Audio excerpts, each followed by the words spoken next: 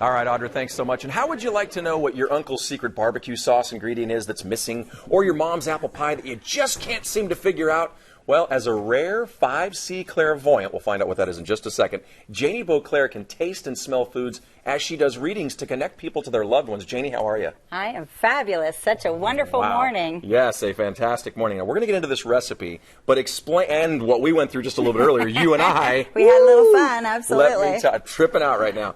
But 5C, explain that, please. It's all 5 senses of mine are intact and on high alert. So basically what that means is that I can smell, I can taste, which really helps me in the kitchen when I'm channeling recipes. You mean without eating? Exactly, exactly. So when I connect to the other side, I not only hear people, see people, feel them, like what they might have gone through, but I smell and taste the things that they used to cook in order to remind you of these beautiful memories of family things that had gone on in your life. Okay, and we're going to get into this in just a second, but first, okay, so when did you discover you had this ability? Well, I was born with this ability, and so I've always known it. Even from like kindergarten on, I knew that I had something that was a little different than everybody else. Just didn't know what it was? Just didn't know what it was, and over the years figured it out, and then even had a young lady named Angel who helped me to figure out how to actually work it better and be better at it. And so... was Angel from the other side or living? Angel's living, yeah. Wow. Yeah. So she recognized your ability. I was sent to her specifically because she helps people in this realm, helps people hone into and tune into exactly how to be the best that they can be at what they're doing. Yeah, I'm going to tell you right now, we did a reading for about 30 minutes before I ever stepped on camera this morning, came in a little early, and I will tell you, I had just a little bit of skepticism, no more. Because she had some. A little bit, but not anymore. You channeled some people, and you started talking about my grandmother's Portuguese sweetbread. We call it matzah. I've always wanted to know about that recipe to share it with the family. She passed away before I could ever get it. Right. And what got me most of all was when you said, all right, so she does the loaves of matzah, talked about the entire process, and then she said, now, it's usually in a square pan, which it is. I don't know anybody else who uses a round pan for that. And then you said, but your grandmother used a round pan. And I was like, whoa, no way. And then you talked about how she'd get on a stool, and I didn't tell her any of this, by the way. I told her nothing. She would get up and press down with her knuckles, and she had to get above it, and it was all true. Yeah. So while I'm tripping out about that, let's talk about this recipe that you have channeled. Yes, this recipe actually I channeled literally 3 days ago. A young lady wanted to connect to her grandmother so she could pass recipes on to her daughter. So the grandmother came through with a Hungarian cookie. And very easy to make. I'm just going to roll right into it if that's all right. Oh, yeah. Basically, she rattled me off the instructions, which was 2 1/4 cups of flour and half a teaspoon of salt and a little bit of sugar. And she says a little bit because she says just dump in a little bit. And so we throw in some butter, softened, some cream cheese softened.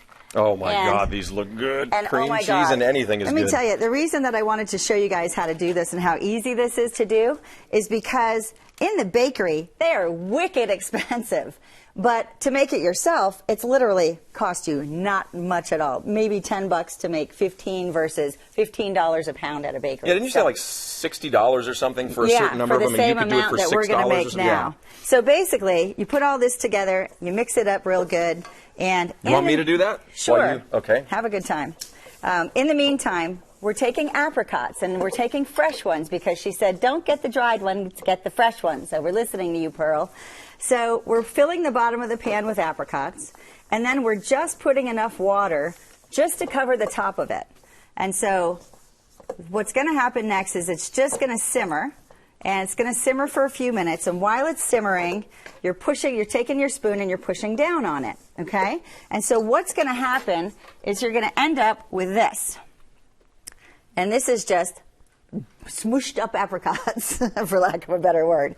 So this becomes a dough. You take it out, you roll it out, and here we are with the rolled out version.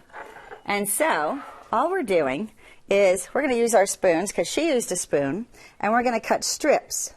Oh, just like that easy. Yep. So basically we're going to make some squares.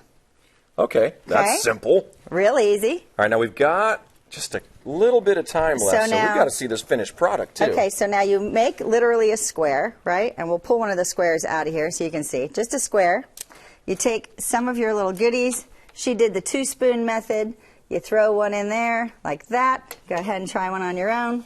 I'm going to see if I can do it without the other spoon. And then you put it across like this and you pinch it.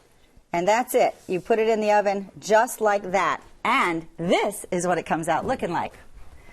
So it's at 200 for 15 minutes.